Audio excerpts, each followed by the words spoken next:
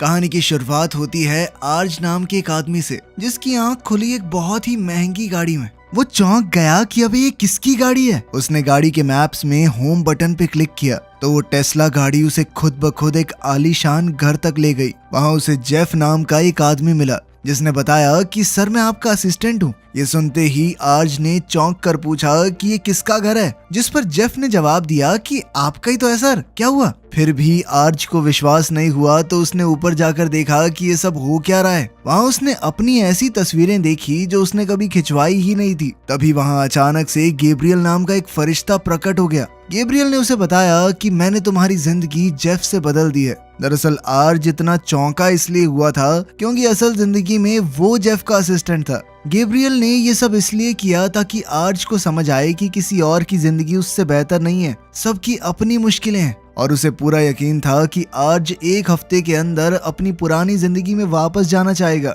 लेकिन वो तो इस आलीशान जिंदगी से बहुत खुश है। वो आराम से ऐश करने लगा। फिर उसने पूल में लेटकर आराम से गैब्रियल को याद दिलाया कि तुझे याद भी है मेरी जिंदगी कैसी थी, ये सब छोड़कर वहाँ वापस जाऊंगा मैं। इसके बाद हमें आर्ज की पुरानी जिंदगी दिखाई जाती है। वो गाड़ी चलाते हुए फोन पर टेक्सटिंग कर रहा था। इस वक्त गैब्रियल उसके पीछे ही बैठा है। उसने ऐन मौके पर आर्ज का ध्यान सामने की तरफ कर दिया, जिससे उसका एक्सीडेंट होते होते बचा। दरअसल गैब्रियल का काम यही है, फोन चला रहे लोगों का एक्सीडेंट होने से बचाना। आर्ज इस वक्त एक दुकान के बाहर खड़ा था जहां बहुत लंबी लाइन है। ये उसका साइड हसल है। वो टास्क सार्जेंट नाम के एक प्लेटफॉर्म के लिए काम करता है जहां दूसरे लोगों के लिए छोटे मोटे काम करके पैसे कमाए जाते हैं। कॉलेज में उसने डॉक्यूमेंट्रीज बनाना सीखा था, लेकिन काफी समय से उसे कोई बढ़िया काम नहीं मिला। इसी वजह से उसे अजीबोगरीब नौकरी करनी पड़ रही है। आज वो किसी और के लिए लाइन में खड़ा है और इस चीज के उसे पैसे मिलेंगे। आज 2 घंटे के लिए लाइन में वेट करता रहा, लेकिन फिर दुकानदार ने आकर कहा कि हमारे बंस तो खत्म हो गए हैं, जिसके बाद टास्क देने वाले आदमी ने भी ऑर्डर कैंसिल कर दिया और आर्ज को एक फूटी कौड़ी नहीं मिली। गैब्रियल दूर से ये सब कुछ देख रहा था। इस काम के साथ साथ आज रात में दूसरी नौकरी भी करता था। वो इस वक्त काम पर ही था कि तभी एलेना नाम की लड़की उससे मिलने आई। उसने उससे पूछा कि यहाँ पर काम का माहौल कैसा है, क्या तुम खुश हो इस सब से। एलेना दरअसल वर्कर्स की यूनियन बनाना चाहती थी ताकि कुछ तो बदलाव आए, पर आर्ज ने कहा कि कुछ नहीं बदलने वाला, फालतू टाइम पास मत करो मेरा। रात को वो दोनों एक टाको शॉप पर फिर से मिले। आर्ज काफी थका हुआ था, उसकी नींद भी पूरी नहीं हो रही थी। उन दोनों की आपस में अच्छी बातचीत हुई, 2 पल हंस खेल लिए। इस वक्त भी गैब्रियल दूर से उन दोनों को देख रहा था। काम के बाद आज अपनी गाड़ी में ही जाकर लेट गया, क्योंकि वो गाड़ी में सोता था। उसके पास एक मोटेल तक के पैसे नहीं थे। जब उसके पापा का फोन आया तो उसने ऐसे ही झूठ कह दिया कि हाँ मैंने नया फ्लैट ले लिया है, काफी अच्छा है ये। इसके बाद आज ने फोन पर सोने के लिए कोई पॉडकास्ट चलाया, लेकिन वो भी एड्स हटाने के $6 मांग रहे थे। उसे देखकर गैब्रियल को बहुत तरस आ रहा था। अगले दिन हम गैब्रियल को फरिश्तों की एक मीटिंग में देखते हैं। सभी फरिश्तों का अलग अलग काम है। इज़रियल एक ऐसा फरिश्ता है जो लोगों की मदद करता है अपनी जिंदगी सुधारने में। ऐसे लोग जो जिंदगी से हताश हो चुके हैं, वो उन्हें रोशनी दिखाता है, जीने का मकसद देता है। गैब्रियल ध्यान से उसकी बातें सुनता रहा। उसका भी मन था कि मैं कोई बढ़िया काम करूं। उसने अपनी मैनेजर मार्था से बात की कि मैं एक भटकी हुई आत्मा को बचाना चाहता हूँ। मार्था ने कहा कि बहुत मुश्किल काम है, तुमसे नहीं हो पाएगा। पहले तो ऐसा इंसान ढूंढना पड़ेगा जो कि बहुत परेशान हो, फिर तुम उसकी मदद करोगे किसी तरीके से। ये सब आसान नहीं होता। इस पर गैब्रियल ने कहा कि मैं एक इंसान को जानता हूँ, वो बहुत दुखी है। जिस पर मार्था ने कहा कि ये सब तुम्हारा काम नहीं है, तुम्हारा काम है एलेना को एक्सीडेंट से बचाना, वरना बहुत गड़बड़ होगी उसकी जिंदगी में। लेकिन गैब्रियल का ध्यान आज की तरफ था और वो एलेना का एक्सीडेंट होने से नहीं बचा पाया। खैर ज्यादा कुछ बुरा नहीं हुआ, बस आज के साथ उसकी डेट कैंसिल हो गई, जो कि उन्होंने कहा कि किसी और दिन करेंगे। आज पूरा दिन काम कर रहा था, सोया तक नहीं था। जिसके बाद उसे एक काम मिला। वो जेफ नाम के एक बेहद अमीर आदमी के घर टास्क करने पहुंचा। उसे जेफ की गैराज साफ करनी थी। जेफ इस वक्त अमीरों की तरह अपनी जिंदगी में ऐश काट रहा था। वो 3 मिनट के लिए ठंडे पानी में घुस जाता और फिर 15 मिनट के लिए सोना। इस दौरान आर्ज ने उसकी गैराज को बिल्कुल अच्छे से मैनेज कर दिया। जेफ ने कहा कि बहुत बढ़िया काम किया तुमने, 5 स्टार दूंगा। आज ने मौका देखकर पूछा कि आप सब कुछ अकेले कर रहे हैं, आपको किसी असिस्टेंट की जरूरत है क्या? जेफ को उसका काम पसंद आया ही था, साथ ही उसे बढ़िया लगा कि ये आदमी कुछ करना चाहता है। तो उसने कहा कि 1 हफ्ते का ट्रायल कर सकते हैं। आज जेफ का असिस्टेंट बनने का काम बहुत अच्छे से कर रहा था। वो जेफ के लिए खाना अरेंज करने से लेकर पार्टीज प्लान करने तक सब कुछ कर रहा था। जेफ बहुत ज्यादा अमीर था। वो $2,50,000 की तो घड़ियां खरीद लेता। बाद में उसने आर्ज को कंपनी का कार्ड दिया, ये कहकर कि मैं जो काम बोलता हूँ उसमें खर्चा हो तो इस कार्ड से कर लेना। ये काम मिलने से आर्ज की जिंदगी थोड़ी बेहतर हो गई थी। आज वो अपनी गाड़ी में नहीं बल्कि एक मोटेल में सो रहा था। अगले दिन आर्ज एलिना को लेकर डेट पर जाने वाला था। जब उसने जेफ को इस बारे में बताया तो जेफ ने कहा कि ये शर्ट पहन के जाएगा तू, मेरे पास एक जैकेट है, मुझे थोड़ी छोटी है, तुझे परफेक्ट आएगी। और साथ ही उसने एक रेस्टोरेंट बताया कि वहां जाइयो, बहुत ज्यादा महंगा भी नहीं है, सही है। आर्ज जेफ के बताए हुए रेस्टोरेंट में ही एलिना के साथ डेट पर गया। जेफ ने 1-2 डिश बताई थी, उनकी कीमत देखकर दोनों की हालत पतली हो गई और उन दोनों ने सस्ती चीजें ही ऑर्डर की। इस सब के बावजूद भी बिल बहुत महंगा आया। आर्ज के पास उस वक्त इतने पैसे ही नहीं थे, तो उसने हिचकिचाते हुए जेफ का दिया हुआ कार्ड इस्तेमाल कर लिया। अगले दिन जब जेफ को ये पता चला तो उसने आर्ज से कहा कि तुमने खुद के खाने के लिए मेरा कार्ड इस्तेमाल किया। इस पर आर्ज ने कहा कि मैं तुम्हें बताने ही वाला था, दरअसल जो रेस्टोरेंट तुमने बताया वो मेरे हिसाब से बहुत महंगा था, तो मुझे कार्ड का इस्तेमाल करना पड़ा, वहाँ पे बेइज्जती हो जाती। चिंता मत करो, मैं पैसे लौटा दूंगा। लेकिन जेफ को ये धोखे जैसा लगा, तो उसने आर्ज को ये कहकर निकाल दिया कि मैं तुम पर भरोसा नहीं कर सकता। जिसके बाद आर्ज अपनी चीजें लेकर वहां से चला गया। आर्ज का ये काम भी छिन गया और उसे टास्क सार्जेंट पर भी काम नहीं मिला। थोड़े पैसे कमाने के लिए उसे अपना खून डोनेट करना पड़ा। इसके बाद उसकी थोड़ी तबीयत भी खराब हो गई, शरीर में थोड़ी कमजोरी आ गई थी, तो वो एक दुकान में बैठा बैठा सो गया। जब चौकीदार ने उसे उठाया कि चलो रेस्टोरेंट बंद करने का टाइम हो गया है, तब उसने बाहर आकर देखा कि उसकी गाड़ी को तो पुलिस वाले टो करके ले गए। ये देखकर तो आर्ज का हौसला बिल्कुल टूट चुका था। गैब्रियल ये सब देखकर समझ चुका था कि आर्ज एक भटकी हुई आत्मा है। वो आर्ज के पास आया और कहने लगा कि मैं एक फरिश्ता हूँ। उसने अपने पंख दिखाए और कहा कि मैं तुम्हारी जिंदगी के बारे में सब कुछ जानता हूँ। उसने आर्ज से कहा कि तुम चिंता मत करो, तुम्हारी जिंदगी में चीजें अच्छी होने वाली हैं। उसने आर्ज को उसकी आगे की जिंदगी दिखाई, जिसके अंदर आर्ज आगे जाकर एक फूड डिलीवरी ट्रक के लिए काम करेगा। उसके ऊपर इतना प्रेशर होगा कि उसके पास पेशाब करने का टाइम नहीं है, एक बोतल दी जाएगी, उसके अंदर करना पड़ेगा। उसने दिखाया कि अभी तो तुम गाड़ी में सोते हो, बाद में तुम एलेना के साथ उसकी माँ के घर पे शिफ्ट हो जाओगे, पर वहाँ एलेना की बहन और उसका बॉयफ्रेंड भी रहते हैं। थोड़ा छोटा घर है 5 लोगों के लिए, लेकिन अच्छा है ना।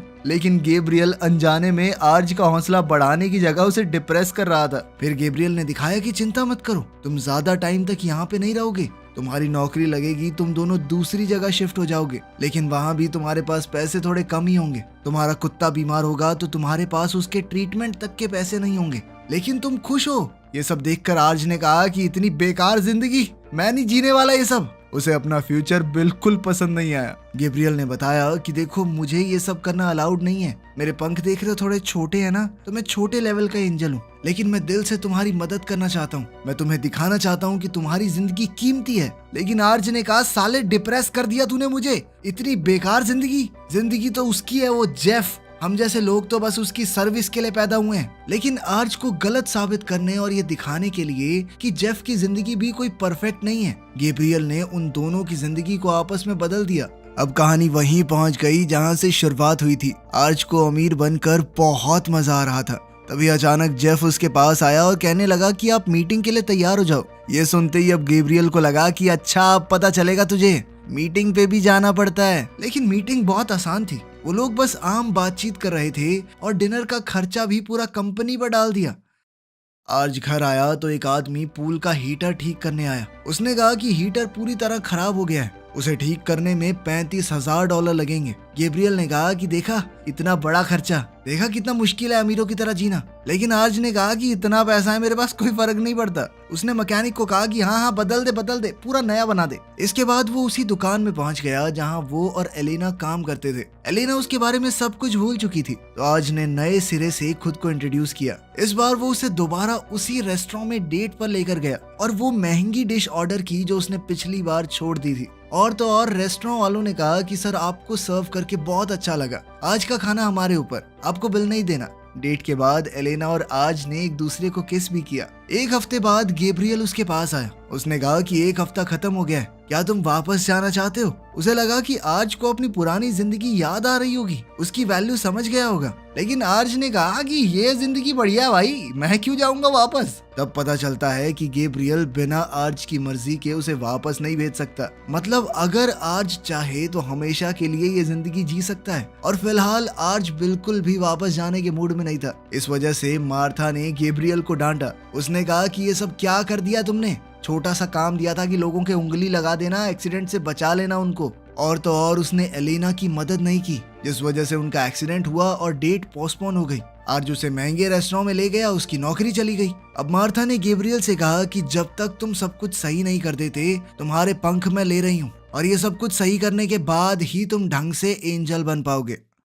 सीन शिफ्ट होता है आर्ज की पार्टी पर। गैब्रियल जल्द ही उससे मिलने आया। अब दूसरे लोग भी गैब्रियल को देख पा रहे थे। गैब्रियल ने पूछा कि क्या ये सब जेफ के साथ गलत नहीं हो रहा जो भी तुम कर रहे हो। लेकिन जब आर्ज को कोई फर्क नहीं पड़ा तो गैब्रियल ने जेफ की यादों को भी वापस बुला दिया। जेफ ये सब देखकर शॉक हो गया कि वो अपने ही घर में काम क्यों कर रहा है। इतना बड़ा झटका वो सह नहीं पाया और बेहोश हो गया। होश में आने के बाद जेफ को सब कुछ बताया गया। उसने आर्ज से कहा कि मुझे अपनी जिंदगी वापस दो। उसने कहा कि चलो एक डील करते हैं, अगर तुम अभी अपनी जिंदगी में जाने को तैयार हो जाओ तो मैं तुम्हें $2 लाख दूंगा। आर्ज ने चिल्लाते हुए कहा, तेरी घड़ियों की कीमत इससे ज्यादा है, कुत्ते, कितना गंदा इंसान है तू। लेकिन गैब्रियल ने कहा कि ये सब करना अलाउड नहीं है, तुम ऐसे लालच दे के एक दूसरे की जिंदगी बदल नहीं सकते। लेकिन फिर जेफ कहने लगा, देख भाई, मुझे नहीं पता था कि तेरे पास घर तक नहीं है, इतनी बुरी हालत है तेरी, वरना ना निकालता तुझे, पर एक गलती के लिए मेरी पूरी जिंदगी चुरा लेगा क्या। गैब्रियल ने भी आर्ज को थोड़ा समझाया, जिसके बाद वो मान गया।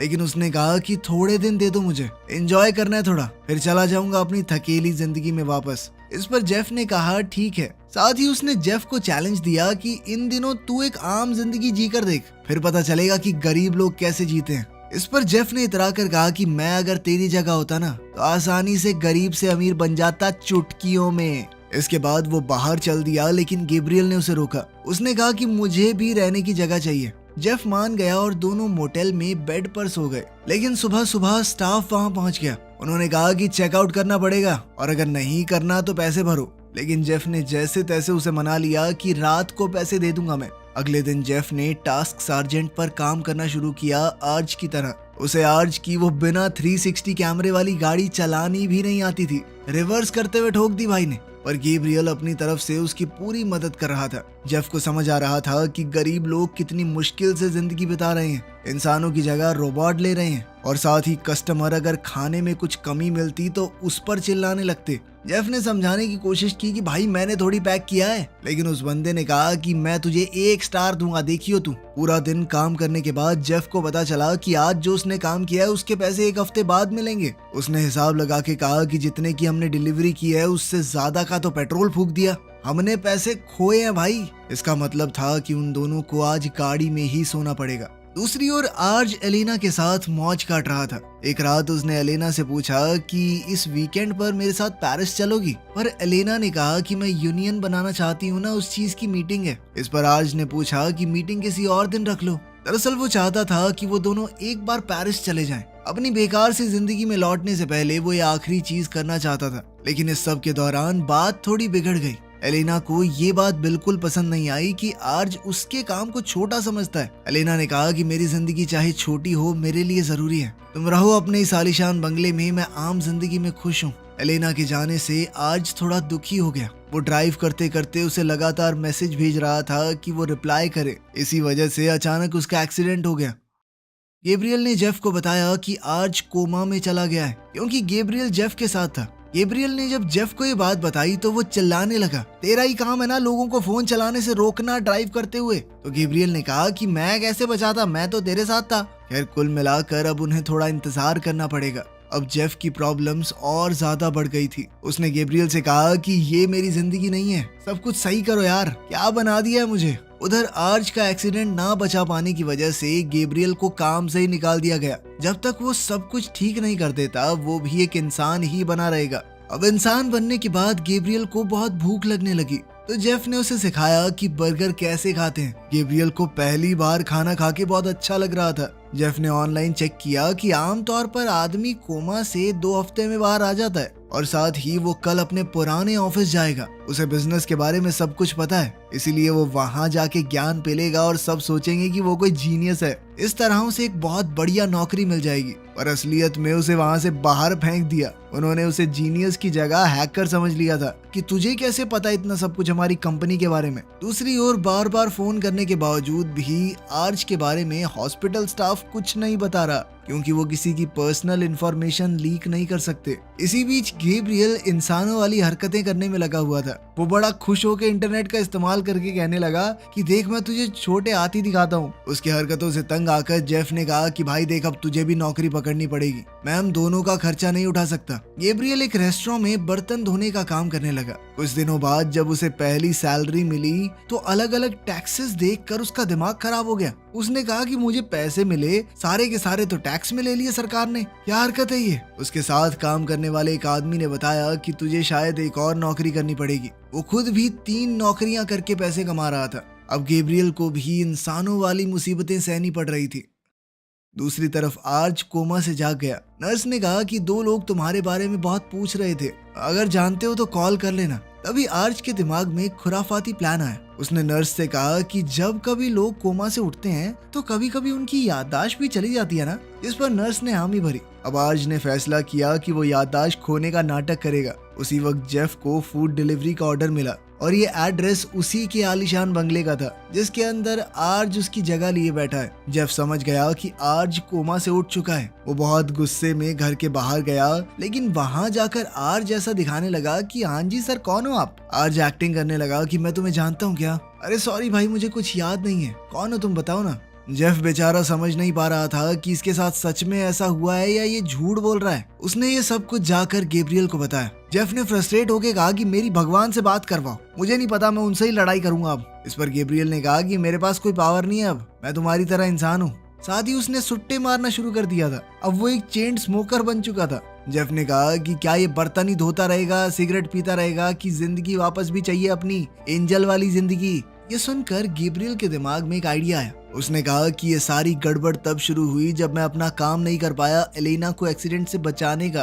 अगर वो एलेना की जिंदगी को सही रास्ते पर ले आए तो शायद आर्ज भी अपने आप सही रास्ते पर आ जाएगा और हो सकता है वो अपनी जिंदगी में वापस आना चाहे। उधर एलेना एक बड़ी सी स्पीच देकर लोगों को मोटिवेट करने की कोशिश कर रही थी कि हमें एक यूनियन बनानी चाहिए, लेकिन फिर भी वो बहुत बड़े मार्जिन से हार गई। ज्यादातर लोगों ने ना में वोट किया। गैब्रियल भी ये सब देखकर बहुत उदास हुआ। दूसरी तरफ जेफ को उसकी फूड डिलीवरी वाली नौकरी से निकाल दिया गया क्योंकि वो कंपनी अब रोबोट्स को इस्तेमाल करेगी इंसानों की जगह पर। वो फ्रस्ट्रेट होकर बोला कि ये सब बहुत मुश्किल है यार, कैसे करते हैं लोग ये सब। मेरी पुरानी जिंदगी में मैं बस छुट्टियां मनाता था और थोड़ी बहुत मीटिंग अटेंड करता था। उसी वक्त पुलिस वहां आ गई और जेफ की गाड़ी पर पहले से पार्किंग टिकट्स होने की वजह से उसे जब्त कर लिया गया। साथ ही पुलिस वाले ने उसे बताया कि जितने दिन गाड़ी वहां पर खड़ी रहेगी उतना ज्यादा खर्चा बढ़ जाएगा। जेफ को समझ ही नहीं आ रहा था कि कोई गरीब अगर तरक्की करे तो करे कैसे इस देश में। गैब्रियल ने कहा कि यही सब आर्ज के साथ भी हुआ था। अब जेफ को कोई रास्ता नहीं दिख रहा था, इस तरह तो वो लोग भूखे मर जाएंगे। तब उसे याद आया कि मेरे पास बहुत महंगी घड़ियां पड़ी हैं और अपने घर की तिजोरी का पासवर्ड तो उसे पता ही है। जब वो घर में पहुंचे तो वहां पार्टी चल रही थी। आज जेफ का 40वां बर्थडे था जो आर्ज मना रहा था उसकी जगह पर। गैब्रियल कहने लगा कि यार मुझे चोरी करना ठीक नहीं लग रहा, जिस पर जेफ ने कहा कि ये सब कुछ मेरा है, चोरी कैसे हुई। तभी हमने देखा कि आर्ज ने जेफ के डांस मूव भी कॉपी कर लिए। ये देखकर जेफ को बहुत गुस्सा आया। खैर वो अंदर जाकर छुप गया ताकि मौका पाते ही घड़ियां ले सके।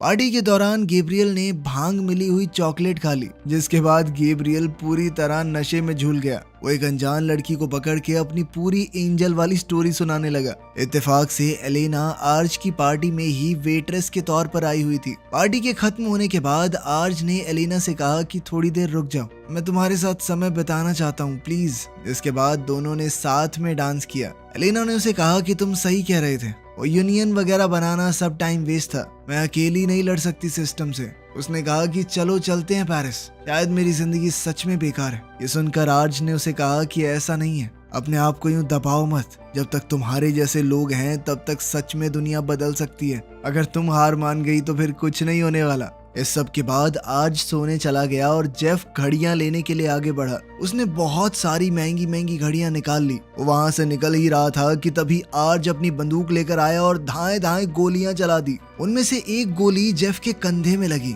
जेफ चिल्लाने लगा, बे साले पागल है क्या, गोली क्यों चला रहा है। आर्ज ने उसे याद दिलाया कि जब मैं तेरा असिस्टेंट था तूने ही तो कहा था कि जैसे ही कोई घर में घुसे तो गोली चला देना, बाद में सवाल पूछना है। ये बात सुनते ही जेफ तुरंत समझ गया कि अच्छा तो तुझे सब कुछ याद है, अब नहीं हुआ तेरा मेमोरी लॉस। उनकी चीखने की आवाजें सुनकर गैब्रियल भी वहां आ गया। इसके बाद वो जेफ को लेकर अस्पताल गए। बाद में उसने आर्ज से पूछा कि तूने मुझे झूठ क्यों कहा। आर्ज ने सीधा सा जवाब दिया, देख मेरी जिंदगी बहुत बेकार है, कोई मजा नहीं है उसमें, और तुम्हारी गजब मजे ही मजे, लेकिन फिर भी मैं तैयार हूँ, ठीक है, बदल लूंगा मैं जिंदगी फिर से। लेकिन गैब्रियल ने कहा कि अगर तुम सच में अपनी जिंदगी बदलना चाहते तो बदल ली होती। अभी तुझे सिर्फ जेफ के लिए बुरा लग रहा है। जब तक तुझे सच में नहीं लगता कि तेरी जिंदगी जीने लायक है तब तक तू वापस नहीं जा सकता। ये सुनकर तो जेफ का दिमाग खराब हो गया। अबे उस जिंदगी में कौन वापस जाएगा, मैं 4 दिन से जी रहा हूँ, मैंने जी के देख ली भाई, कोई नहीं चाह सकता ये। इस पर आर्ज ने कहा कि फिर चलो मेरे घर चलते हैं, मतलब तुम्हारे घर, आराम से मौज काटेंगे तीनों भाई। वो तीनों सोना में मस्त बैठ गए। उन तीनों ने मिलकर अब मौज मस्ती शुरू कर दी। अब तीनों आराम से जिंदगी काटने लगे। तभी मार्था अचानक से गैब्रियल से मिलने आई। उसने कहा कि मैंने तुम्हें इतना आसान सा काम दिया था, बस लोग जो ड्राइव करते हुए मैसेज कर रहे हैं उन्हें रोकना था, पर ज्यादा दिमाग लगा के तुम यहाँ अटक गए। बर्तन धो रहे हो, सिगरेट पी रहे हो, मैं सब कुछ देख रही थी। गैब्रियल ने माना कि ये बहुत मुश्किल है, मैं कैसे आर्ज को उसकी जिंदगी के लिए नई उम्मीद दिखाऊं। इस पर मार्था ने कहा कि कभी कभी एक भटकी हुई आत्मा को एक एंजल की नहीं, सिर्फ एक इंसान की ही जरूरत होती है। शाम को वो तीनों टाकोस खाने गए। वहाँ एलेना भी मिली। वो यूनियन को फिर से बनाने की कोशिश कर रही थी। उसे समझ आ गया कि उसे कोशिश करते रहना होगा। वो एकदम से तो नहीं जीत जाएगी, लेकिन लड़ना नहीं छोड़ सकती। वहाँ से वो सब डांस करने चले गए और तब आर्ज ने देखा कि गैब्रियल पहले तो मस्त नाच रहा था, लेकिन फिर अचानक से दुखी होकर चला गया। आर्ज ने उसका पीछा किया। क्या हुआ भाई, दुखी क्यों हो गया। इस पर गैब्रियल ने कहा कि मैं एक नंबर का बेवकूफ एंजल हूँ, सब कुछ बिगाड़ दिया मैंने,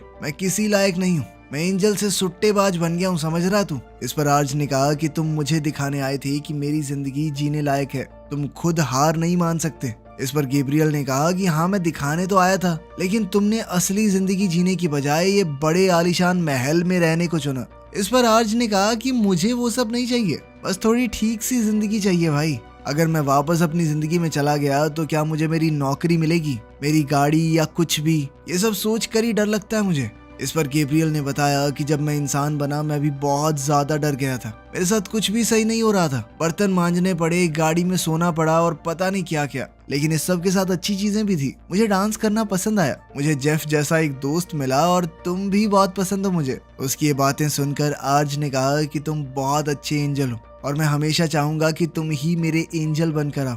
साथ ही एलेना की बात का उस पर असर हुआ था कि मैं एकदम से तो नहीं जीत पाऊंगा, लेकिन कोशिश करते रहना होगा। इतना कहते ही वो अपनी पुरानी जिंदगी में वापस पहुंच गया। उसकी गाड़ी टो हो चुकी थी। दूसरी तरफ जेफ अपने घर पर उठा। वहाँ उसे आर्ज का पार्किंग टिकट मिला। जब आर्ज अपनी गाड़ी लेने गया तो जेफ उसकी टिकट पहले ही पे कर चुका था। आर्ज ने अपने पापा को फोन मिलाया और कहा कि पापा कुछ भी अच्छा नहीं चल रहा, जिस पर उसके पिता ने कहा कि कोई बात नहीं बेटा, मुसीबत आती है लेकिन मुझे भरोसा है तुम सही कर लोगे सब। ये सुनकर आर्ज को थोड़ा अच्छा लगा। दूसरी तरफ जेफ अपनी कंपनीज में बदलाव करने लगा। उसने कहा कि ये फूड डिलीवरी वाले सारे रोबोट हटाओ, लोग ही डिलीवरी करेंगे और उनको ज्यादा पैसे दो। जब बाकी सारे बोर्ड मेंबर्स इसके लिए मना करने लगे तो उसने कहा कि कंपनी का कंट्रोल मेरे पास है, सबसे ज्यादा शेयर मेरे पास है, तो मैं जो कहूंगा ना वही होगा। उधर आर्ज ने वही डिलीवरी वाला काम शुरू कर दिया जिसमें उसके पास सुसु करने तक का टाइम नहीं था। उसके साथ साथ बाकी सब ने भी वो नौकरी छोड़ दी।